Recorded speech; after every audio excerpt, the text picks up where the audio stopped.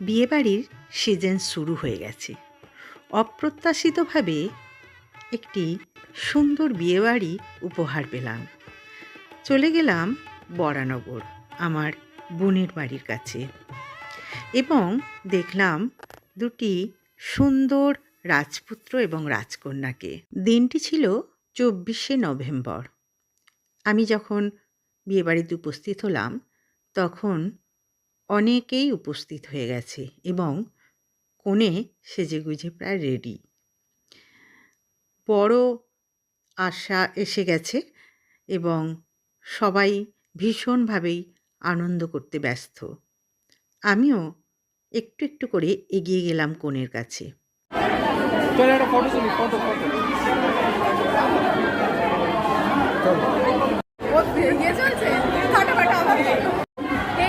আমার বড়দিনের বিয়ে, আন্টি এসেছে, আমি খুব খুশি হয়েছি। সবাই ব্লগটা কন্টিনিউ করুন। এবারে ছোট মেয়ে খুবই হাসি খুশি এবং মিষ্টি। আমাকে না দেখেই, মানে ফেসবুকে দেখেই আমার কথা শুনে শুনেই আমাকে এতটাই ভালোবেসে ফেলেছে। যাই হোক, আমি বলেছিলাম যে বিয়েবাড়িটা খুব অপ্রত্যাশিত, তাই অনেকেই অচেনা বা কেউ কেউ ফেসবুকে চেনা। তবুও আমি মানুষের সঙ্গে মিশে যাওয়ার চেষ্টা করলাম। আমার বোন এবং তার ফ্যামিলি, আমার ছেলে এবং কিছু পরিচিত মানুষ তো ছিলই, তার সাথে ফেসবুকে চেনা মুখগুলো দেখে বেশ আনন্দ পেলাম। এবং নিশ্চয়ই এতদিনে জেনে গেছেন, সবাইকে নিয়ে হইহুল্লোড় করা, আনন্দ করা আমার একটা স্বভাবের মধ্যেই আছে। যাই হোক, সেটা ভালো স্বভাব না খারাপ স্বভাব, সেই বিতর্কে আমি যাচ্ছি না। খুবই মজা হলো, খুবই আনন্দ হলো এবং খুব সুসজ্জিত ছিল বিয়েবাড়িটি।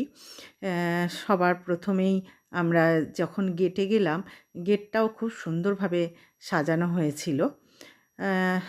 আমরা এবার ভিতরের দিকে ঢুকেই প্রথমেই কিছু স্টার্টার ছিল, নানান রকম ভ্যারাইটিস স্টার্টার। চিকেন কাবাব ছিল, কোল্ড ড্রিঙ্কস, কফি সব রকমই ছিল এবং আমরা ভিতরে চলে গেলাম। খুব তাড়াতাড়ি বিয়ে লগন সাজছিল এবং অনেকের সঙ্গেই এখানে দেখা হলো, সাক্ষাৎ হলো, কথা হলো।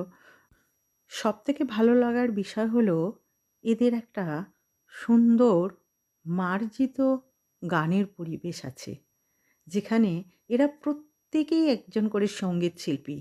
আর নিশ্চয়ই এতদিনে জেনে গেছেন, আমি খুব ভালো গাইতে না পারলেও গান আমার প্রাণ, গান আমার স্বপ্ন।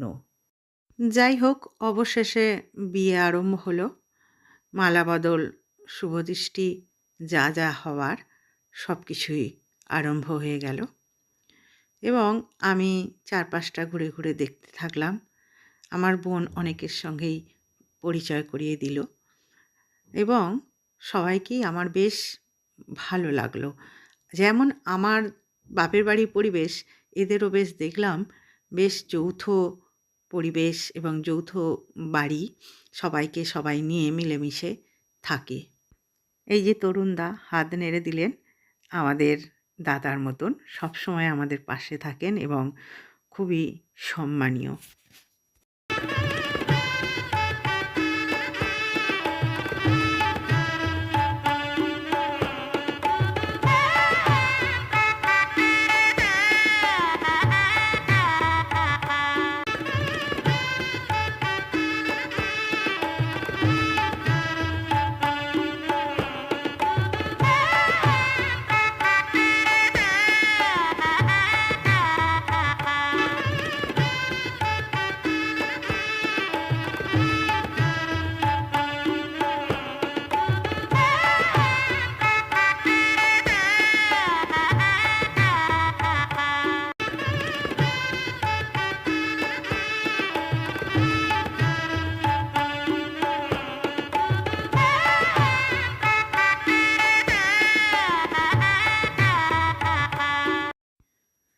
বিয়ে তো চলছে, তার মাঝে চলছে এই কচিকাঁচাদের খুনসুটি, আড্ডা এবং মজা।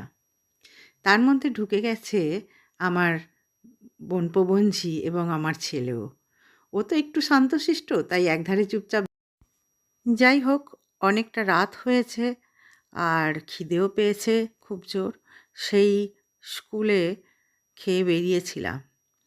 যাই হোক, খিদে পেয়ে গেছে তো খেতে বসে গেলাম সবাই মিলেই। খাবারের মেনুতে কী না ছিল!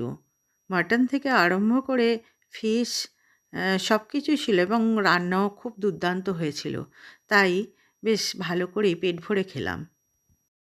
কিন্তু যা এসে দেখলাম বিয়ে কমপ্লিট, সিঁদুর পরানোও কমপ্লিট। তো একটা দিক করতে গেলে আর একটা দিক হয়ে ওঠে না, তাই সিঁদুরদান দেখা হয়ে উঠল না।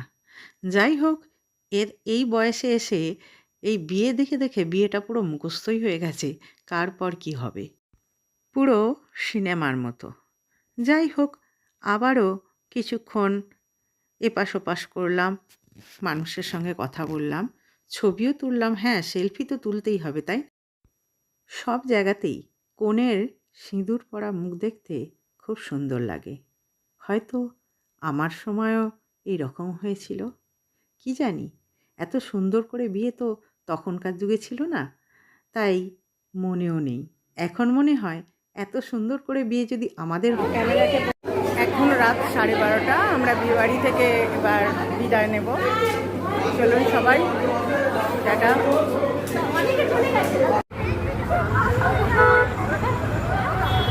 একদম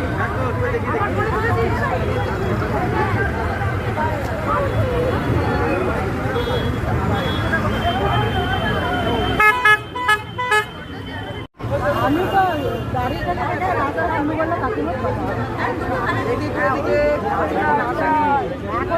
করে দিই রে। এই রে অন্য লোক এসে গেছে যা কিসকি যাচ্ছে হাই, নমস্কার। এখন রাত প্রায় 12:30 বাজে, বিয়েবাড়ি শেষ, জলসাও শেষ, খাওয়া দাওয়াও শেষ। চলুন এবার আমরা বাড়ি যাব। সবাইকে টাটা। ফাঁকা রাস্তায় মজা করতে করতে আমরা বাড়ি পৌঁছালাম, আর ছোটোখাঁটা কচিকাচার দল তো খুব হৈ হৈ করল।